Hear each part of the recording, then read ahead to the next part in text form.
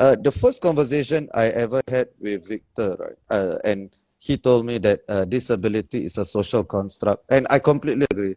I completely agree that disability is a social construct. And I think Mang E mentioned that as well.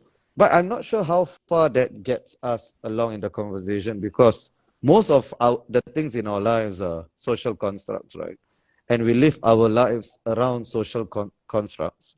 And without social constructs, there is no way we can live an ordinary or a life. We can't live any life without social constructs, right? So, but why is it that Mang Yi, in his introduction, he already mentioned that, and Victor, I think the first conversation we had, why is it important to point that out, that disability is a social construct? If everything in our lives are social construct, like the country is, the nation state is a social construct, right? Marriage is a social, everything in our lives that we hold dear are social construct. But what is the value of pointing that out? I would give a simple, maybe 2-3 sentence answer, and the rest can just jump on. I would think that it is important to recognize that, because a lot of times we naturalize that category, we don't see that, and this has real implications for a particular group of people who have been defined as disabled. And that would be my straightforward, simple answer. Yeah. So I think Dan's little story earlier on about the person in the wheelchair being carried up to the second floor. I had a little bit of that kind of an experience in Japan. I was an exchange student in Tokyo for half a year, and I was walking to class to university, and suddenly a person came up to me and said that let me take you to the massage and acupuncture clinic, because from this passerby's perspective, I am blind or visually impaired, and where else would I want to go but to the acupuncture and massage clinic, because that's where all blind people in Japan find employment. So I said, but I'm not going there. That's not my destination. I'm going to the university.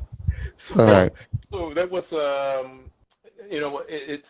it was really nice of the person, right, who stopped by and offered assistance, but they made an assumption that that's where I was headed for, and that's likely to be the employment that I would be undertaking or I was training for.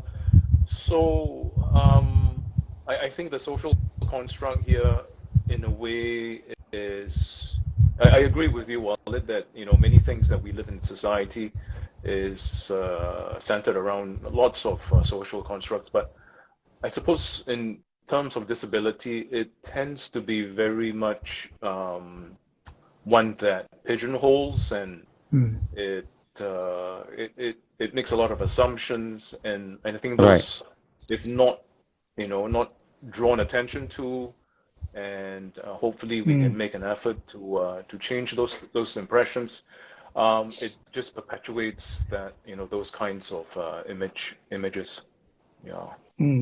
Yeah, could I mean, just to add to that, I mean, I think that the idea that disabilities are social constructs can be thrown away in a language. It's a way of kind of saying, well, everything is social constructed. But when one goes into a university building and you realize that university building has not been designed for non-walkers, or whenever, a disabled person who uses a wheelchair goes on a plane and their wheelchair gets damaged, or if one walks into a bar or restaurant and the language being used of humour is one which is always about denigrating disability, then I think the response is that it's not yet recognised enough as a social construct. Right.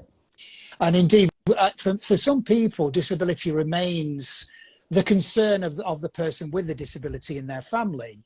And one of the kind of contributions of disability studies, and I think what this book in particular does because of its Singapore context, is it takes seriously the contributions of disabled people and their allies and their communities to truly working with the idea of disability being a social construct.